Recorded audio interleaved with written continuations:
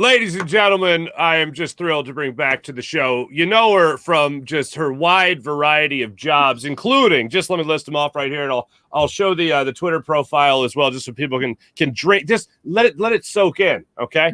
All right, from Jacob Media pre and post game show, from the Philadelphia Wings, from WIP Radio, ESPN lacrosse coverage, BetQL, your friendly neighborhood Meineke, goat herding.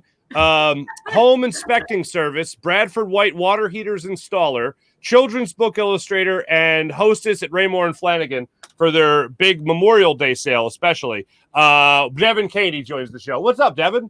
Nothing. I was going to say you forgot one, but you pretty much covered everything. Glad you fit the Meineke in there and goat herder or whatever it was. Yeah, those are the most important to me. You know, you're doing God's work, apparently all of his work, as a matter of fact. No, I could not. Okay, so I might have fudged a couple on there. But no, you're the busiest person in sports talk in Philadelphia nowadays. God bless you. And we get to work together again for the Jacob Media YouTube channel for some Eagles coverage. We got to sit on the desk at the time we aired this 2 nights ago for Monday Night Football. And if I remember correctly, Devan, you were the first person I've ever heard say, I know what the score is going to be. I'm just not sure who's going to win. And sure enough, the team we were pulling for ended up winning anyway, not by either of the scores that we predicted, but certainly a great start to at least their home opener for this Eagles season. You know, that I think that's why I've been so successful in sports talk in Philly, because, you know, takes like that. I have a score, but I don't have a winner. Look, I was wrong, and I'm so glad I was wrong about my prediction about that Monday Night Football game. Heading into it, I just didn't feel too confident. I think it was that there were too many unknowns when it came to the Eagles, especially the Eagles defense, based on what we saw against the Lions in week 1. So I genuinely didn't feel confident. I, of course, wanted them to get a win, but in my heart of hearts, and, you know, you mentioned I'm on BetQL. When it comes to sports betting, not to flex too hard, like, I'm pretty good at making bets when it comes to every team other than the Eagles. Because I tend to choose and want to think with my heart. So I knew that this game was going to be high scoring. It was actually much lower scoring than I thought it was going to be. So I predicted it was going to be high scoring. I thought that it was going to go the way of the Vikings because Kirk Cousins has had the Eagles number so many times before. It was Monday Night Football. Like, the hype around it felt like too much. And I'm so pleasantly surprised. So yeah, I'm glad my prediction was not correct on that one. I could have sworn that Seth, Gunner, and myself at least moved the needle a little bit, and you're like, but the Eagles will win. And I'm like, all right, there we go. We're all excited. But I know that you and I are big Jalen Hurts fans. I know that you and I would love for him to be the quarterback here for the foreseeable future. And of course, he still has to earn that. I mentioned a great step in the right direction just for the home opener. But for him, my argument for week 1 was we didn't get to see enough of Jalen Hurts as far as whether or not he had improved greatly from last season to this season. This was a game where I felt like we got to see that. He was comfortable in the pocket, delivering the football. I know he's played some good games for the Eagles, but this one felt like he was in the most control. Does that make sense? Of course, and I totally agree. This was his best game as a professional athlete in the NFL. In my opinion, in most people's opinions who've been watching him and following his career so far, his very still young career, which is so impressive, based on what he was able to do, what we saw last night. I mean, very few mistakes. That first drive from him was almost flawless. My favorite moment from Jalen Hurts is when he threw that 53-yard bomb to Quez Watkins and his reaction just crossing his arms. Like, how cool is he? He's so that made me fall in love with Jalen Hurts all over again. I think now moving forward, like, I hope he can keep it up, but look, he's not going to have perfect games every single game. So to all of our very cool, level-headed Philadelphia fans, I just ask that we not overreact next time. Like, if Jalen Hurts makes a mistake throughout the rest of the season, which I'm sure he will at some point, like, don't freak out. Remember this game. Remember how well he did. I love to see it, though. And, like, on the pregame show, you mentioned he was running for his life. Do you feel like he was running for his life last Monday night? No. Yeah. Well, yeah, I mean, he got all the gigs, but Monday night, no, I did not feel like he was doing that at all. And that's what I'm saying. You could actually see him sit in the pocket. You could see him survey the field. You could see you could see whether or not he was studying the defense to take what they were giving him. And Nick Sirianni mentioned it in his post-game press conference that, yeah, there were opportunities there to be taken, and Jalen took the right one. So that tells me he knows what he's looking at, even in his pre-snap reads, which was great. I want to get into this Washington Commanders thing for a second here, and a little bit of the Jalen Reagor thing. You've interviewed a lot of athletes already in your career. Do you ever believe them when they say going against their former team is just another game? No. No. But you know what? With Jalen Hurts, and obviously I'm a little biased in this, like I'll admit that. I would believe, I don't know if he said that. I'm sure he'll be asked about it this week. I do believe that it does not bother Jalen Hurts. I do not believe that it does not bother and it won't be kind of weighing on Carson Wentz heading into this game. Gotcha. All right. So you think that, well, really more so for Carson Wentz then, that it won't be one of those things that's on the forefront of his mind? No, it will be on the forefront. Oh, it will. I'm sorry. Yeah. Okay. Yeah. Right. I don't know if I got that wording right. Like, I think people are like, oh, they're pro athletes. They're used to this. It's behind them. It's in the past. No way. The way Carson Wentz went out, that this is going to be in his head. It's been in his head since he joined the Commanders organization. I think it's going to be a bigger deal when they come to Philly. This one's in Washington. But like, there's no way that Carson Wentz isn't going into this game, like, aware of the fact that his successor, the guy who kind of took over for him. And like, look, I don't know what he and Jalen Hurts' relationship was. I can't imagine it was like hostile, but I'm sure they weren't best friends. I don't know what your take is on that. I'm not worried about Jalen Hurts' mentality going into this game, though. Yeah, no, I'm with you there 100%. I got the same take on it, and you probably worded it fine, and I'm just an idiot. When it comes, though, we've talked a lot about Jonathan Gannon. We talked about the defensive side of things a lot, not being that aggressive. Certainly took the foot off the gas against the Lions. This time around, to go back to this game Monday night against the Minnesota Vikings, it seemed like he not only kept his foot on the gas, but was hitting the accelerator, shifting to the top gear and all that stuff, and trying to go after Kirk Cousins as much as humanly possible. I would assume, even though Carson Wentz is a better athlete than Kirk Cousins, I would assume it's still going to be along the same lines of maybe discovering something here where you can be aggressive, still play a little bit safe, but make sure you also force mistakes for the opposing quarterback. Do you expect to see more of what you saw from Jonathan Gannon in week 2, in week 3 against the Commanders? I certainly hope so. From everyone on defense, but especially like secondary. Darius Slay, of course, played out of his mind last night. And something Seth Joyner kept saying throughout the pregame show and the game, just watching with him is always so fascinating.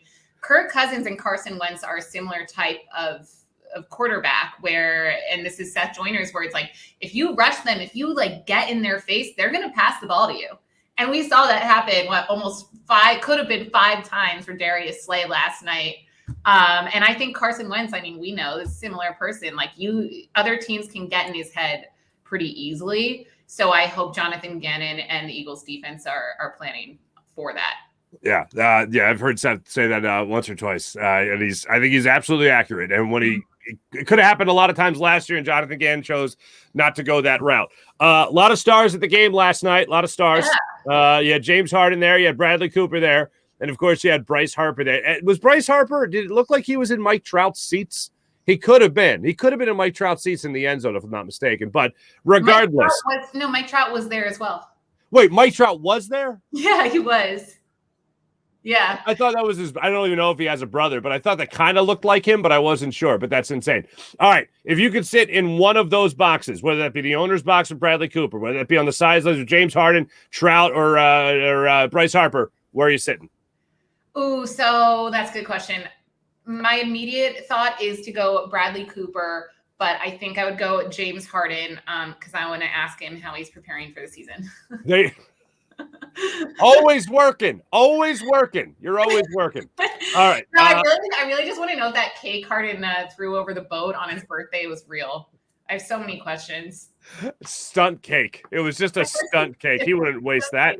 All right, Devin, I got to ask you this. It's been a while on this show since we did a little thing called the Farzy 5. Would you like to take the Farzy 5? Absolutely. All right, wonderful. It's been a minute. Let me just bring in the band. Guys, you want to make that happen?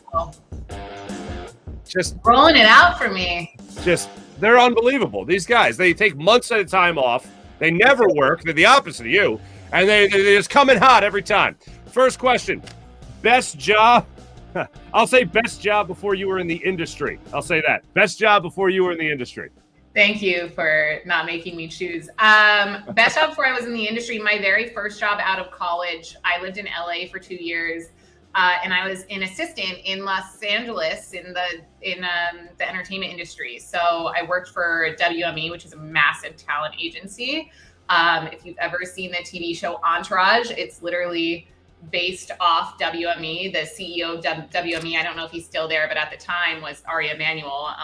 The character in Entourage was Ari Gold. And yes, they are very similar real life versus that TV show. So definitely an interesting start to my professional life, I'd say, but I think it I don't know, it prepared me well for my career now because nothing scares me after that. There you go. How is that not the first thing you ever told me? All right. I know, it's funny I don't mention that much to people now. Oh my God, are you kidding me? I would be like, hello, I'm Mark and I know the real Ari. Anyway,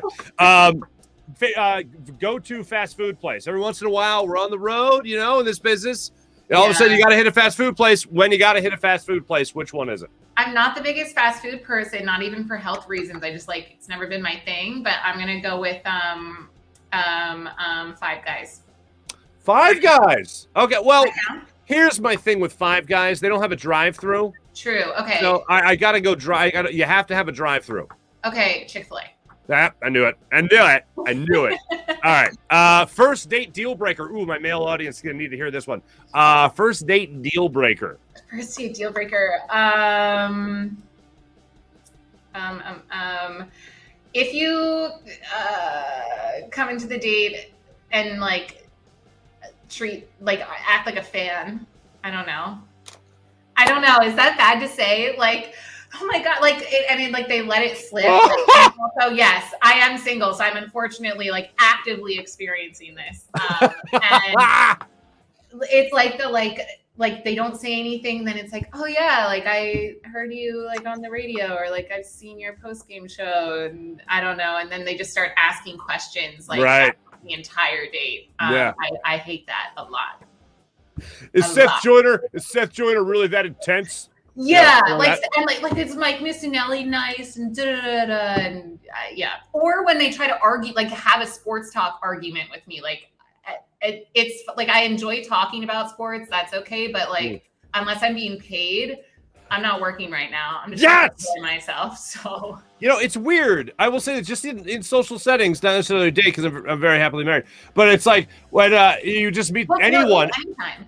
Yeah, right. You meet anyone out. My daughter's in school now, so I meet parents.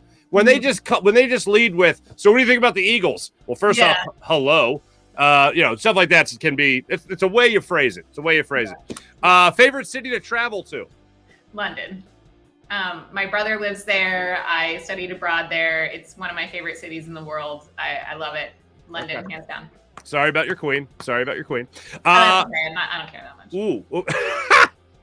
All right, now this is a tough one. Because I know you. You're a very nice person. I'm not just saying that. But what makes you really beep your horn in traffic, Devan Kaney? It happened on my way back from Atlantic City this morning. Someone came into my lane and didn't put their blinker on. So, yeah, had to honk at them. The pandemic did a lot of things. I think it made everyone forget how to drive. Not that we were great beforehand. No. But it's made us worse. Yeah, it's infuriating out there. Or also shout out to second thing. I don't know if I honk my horn at this, but when you're driving through the city in Philly, the Ubers that just stop and put their flashers on and block up an entire lane of traffic, and then you have to get around, and then it causes this whole thing. It drives me insane. Mm-hmm. Mm-hmm. Especially when there's a little pull-off area or something they can just pull off to for a second. Anyway.